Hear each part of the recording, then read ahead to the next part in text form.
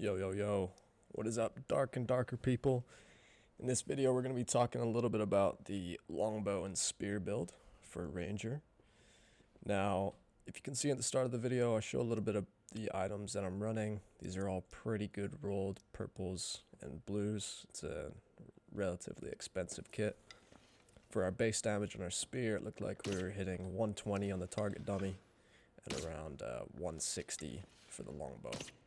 So there's a reason why people take the spear longbow build. It's typically you take the spear out close when an enemy closes the distance, but preferably you're going to be using that longbow and holding long alleyways, corners and whatnot and stopping people getting close to you. Now that was a 3-shot. It seemed to be a little bit too much for my liking, especially if they're super close. That's sort of in your ranger's danger zone that you don't want them to be at. So some pros and cons of this build. Pros, obviously you're going to beat every single person when it comes to any range fight, especially if you're running good kit. Most of the time I'm 2 to 3 shotting people. It should be a guaranteed 1 shot in the head to most classes. You know, if you've gotten people low as well with the longbow before they push you, it's likely that the spear is going to finish them off, and it has better range than most other melee weapons. Now the issue with this build is you're incredibly slow, so if you're up against a real tanky, you know, fully rolled purple or legendary gear fighter or barb, it's likely that you're going to lose, and that did actually happen to me after 2 runs, even though this is a 20-30k kit that I was running. And that's the reason why I've been running the speed build. Now the speed build for Ranger is the survival bow and the longbow. And typically how you want to use this instead of the speed build is that when people get super close, you use your scatter shot right at the end to do all 5 arrows right in their head.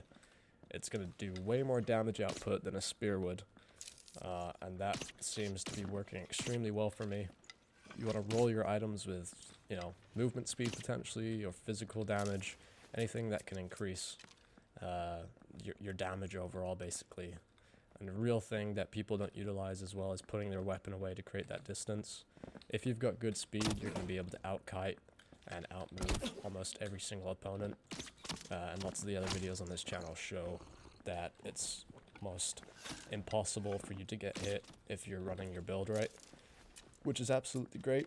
The only problem with that is it puts you at a slight disadvantage against other rangers, and that could mean it really comes down to who's got better aim.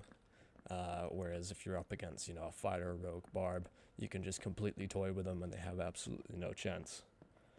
Now that's the way I like to play. This was me just testing out the longbow and spear. Not my favorite. I've been absolutely immersed by it before, but it really just comes down to how you're positioning, where you are on the map, and if you know the maps well enough, you can pretty much move around and position yourself, so you'll always have an advantage, regardless of which build you play.